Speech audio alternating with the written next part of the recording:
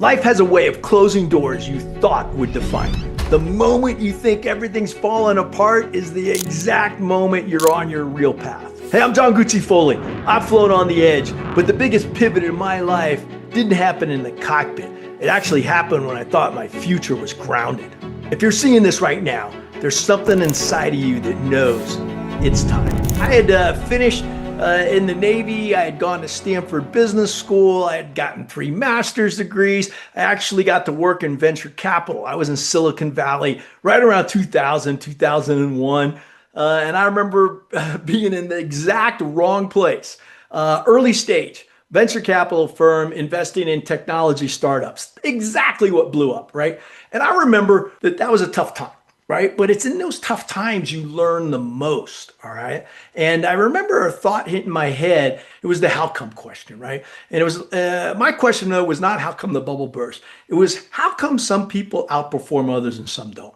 How come some teams consistently can outperform and some don't? How come some companies consistently outperform the market, no matter what the external conditions are, and some don't?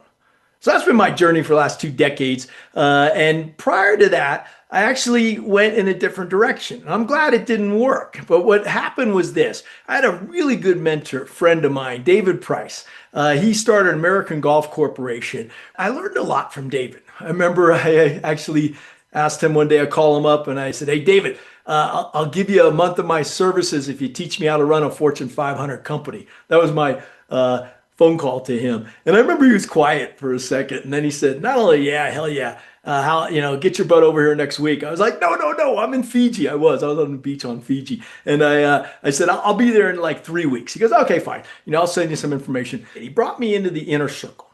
He gave me 2 secretaries, not one. I said, you gotta be kidding me. Put me in an office right outside of his. And then whenever there was an interesting call, he would call me in and he'd put it on speakerphone and just have me be quiet. And he'd let me observe the discussion. And I remember sitting in on incredible discussions between him as CEO of a public company, of a private company, so many other things going on. And after the call, he would hang up and he'd just look at me and goes, well, what do you think? And I'd give him the best thing that I thought was going on. Oh, here's the summary. Here's what I'm thinking. Here's some action steps. And 99% of the time I was wrong, and he would laugh at me. He's like, okay, that's obvious. Let me tell you what's really going on. Here's what you really need to understand about this deal. And it's not always what's on the surface. It's rarely that, okay? There's something underlying it. He had this unique ability to just, bam, put his finger right on it. And then, of course, your decision-making becomes a lot clearer because you know exactly what the real issue is, right? So anyway, I learned a lot. So after that, I decide, okay, I'm going to use his teachings to roll up a fragmented industry. That's what he did. He rolled up a fragmented industry, brought business practices to it, was smart, funding, all that kind of stuff. And so I said, you know what? What's the industry that's really fragmented, that I probably know better than anybody in the whole world?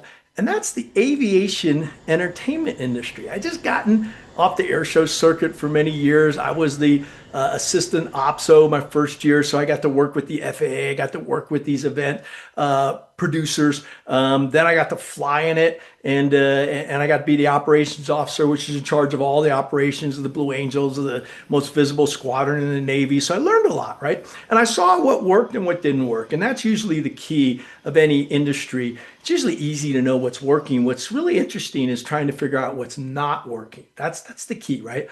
And then coming up with an innovative approach to solving those problems. So anyhow, fragmented industry, here's 3 things you need. If you ever want to roll up an industry, I was going to create the NASCAR of aviation, right? So what do you need? Number 1, you need the venues, okay? So that's why NASCAR works. It has certain venues. Formula One works, certain venues. So I knew the venues. I was able to pull them up into a league. It's why the NFL is a league, not individual teams, right? Okay, great. Second thing is you need the performers, you need the athletes. Well, I had a very good inroad for that. I actually was coming up with an academy. We would be training new people. I knew the best performers in the world, knew them by first name, had their cell phone numbers, and I could roll up the most incredible athletes, performers in the world. So the third leg of the stool, because there's always three, was the marketing. Okay, now that's what I didn't have. TV. You needed coverage, you needed marketing, TV. That I did not have, but I could figure it out, right? So anyhow, I'm rolling this whole industry up, and I got the first two. And now I'm going to close my equity deal with ESPN of all companies. And I had them bidding against somebody else, and we decided we would do the league on ESPN. We'd have the championships on ABC. It was all there. And so I'm meeting in New York, right in Manhattan, headquarters of ESPN at the time, on a day that became incredibly infamous, and that is 9/11. Yeah, the day the jets hit the tower. I remember being in Grand Central Station. I had some consultants working with me that had the relationships, and we're going to go close our equity deal. And I remember sitting there and looking up on the TV. People were staring at the TV, and there was a fire in, guess what? The World Trade Center. I mean, I remember looking at it. You could see flames. It had just started. And I'm thinking to myself, wow, that's odd. And then we go back and we're doing our stuff, our meeting, and my consultant keeps looking up and he goes, "Hey, something really is going on. We better figure out what it is." So what do you mean? So he goes up to find out what it. He comes back. He goes, "You're not gonna believe this. An airplane has hit the tower." And I went to myself. I'm thinking, who's that idiot? How can you fly into the World Trade Center? That's ridiculous. And but let's keep doing our business. So we keep doing our deal, and then you realize, wait a minute, this isn't just an airplane. And you all know, I won't tell the whole story, but what was unfolding was right there in front of our eyes. And I actually went out and saw the jets hit the tower, and I saw the towers go down. And a lot had changed people's lives that day significantly. But what also changed that day for me was the company blew up. You're not starting aviation entertainment company on 9/11, right? In fact, I remember when all this chaos was happening, first thing I did is I told my consultant, keep the meeting. We have to have the meeting. And he was like freaking out, but that's just the military's response. Hey, shit's happening, press ahead. And bottom line is he finally freaks out. So did everybody. It's like, no. Everyone's going home. And I remember all the people actually are trying to get out of the city. I was doing the opposite. I was trying to go down to ground zero, see if I could help. And, there's a lot of people walking this way, right? And you're boom. And I get through the barriers, see if I can help. There's no help there. You're not starting that aviation entertainment company on 9/11, right? I had to reinvent myself. Now, at that time, I was $273,000 in debt because it was all my own money. I didn't take anybody's money. But also my relationship blew up that week. I got dumped and that hurt more than anything else. So now, you're out of a relationship, company blows up. You're basically owe $273,000 in debt. What are you going to do with yourself? It was a really interesting time. It was a time to reinvent myself, to rebuild.